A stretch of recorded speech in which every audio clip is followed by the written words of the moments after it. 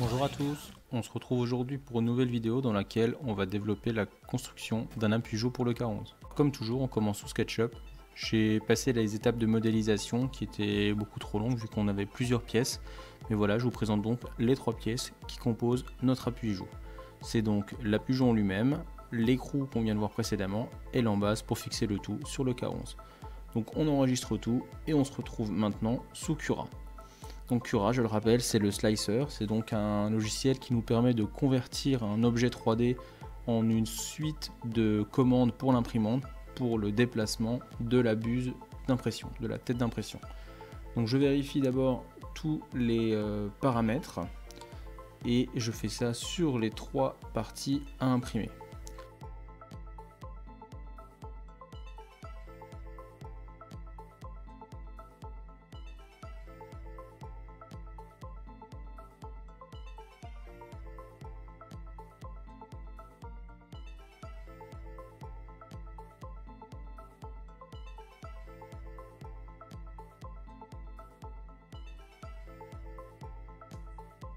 Les 3 pièces sont maintenant imprimées. On a donc l'embase sur laquelle on va venir fixer l'appui-joue sur le K11, l'écrou papillon et l'appui-joue en tant que tel. Donc cet appui-joue, on voit que j'ai eu besoin d'imprimer des supports et que ces supports ont laissé des traces blanches. Les supports, c'est simplement pour ne pas imprimer dans le vide pendant l'impression. Donc pour les faire disparaître, c'est soit au décapeur thermique, soit au sèche-cheveux. Ici un sèche-cheveux, c'est un peu plus long qu'avec un décapeur. On voit que j'insiste pas mal sur certaines zones, un peu plus marquées que d'autres, mais au final, avec un peu de patience, on y arrive. Le décapeur, c'est un peu plus compliqué, sachant que ça chauffe plus, la pièce rend un peu plus molle. Une fois que ça s'est fait, on voit qu'au soleil, à la lumière, on n'a plus de problème. Pour la suite, il nous faut donc rentrer une vis M4, donc c'est une M4 25 dans l'embase. Donc pour ce faire, j'enfonce légèrement, je mets l'écrou papillon, je viens mettre, si j'y arrive, l'écrou donc sur la vis. Voilà, donc je l'approche et ensuite il n'y a plus qu'à visser. Et là, l'écrou va rentrer dans son logement et la tête de vis également va rentrer et aller directement à sa place. On voit qu'elle ne dépasse plus du tout et que l'écrou à présent est bien à fleur. On a donc maintenant nos 3 pièces qui sont prêtes pour être mises en place. Elles sont finies.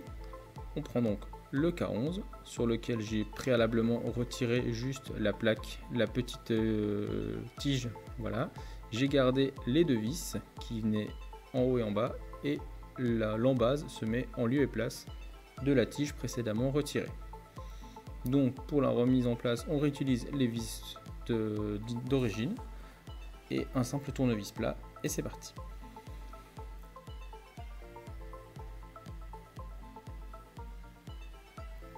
On vérifie que tout tient bien et maintenant on peut placer l'appui-joue. J'ai fait 2 réglages possibles, plus ou moins avancés, pour que ça puisse s'adapter au maximum de personnes.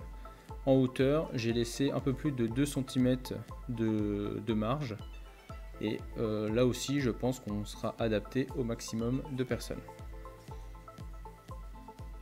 Alors moi je le mets le plus en avant possible pour la vidéo et donc on voit que les réglages sont bons et une fois que c'est prêt on a juste à bloquer et là ça bouge plus. Les deux coulisseaux sont assez longs et permettent donc que ça tienne plutôt bien. Voilà, donc pour maintenant, pour remettre la culasse en place, on va donc redescendre l'appui-joue au maximum. On remet la culasse en place.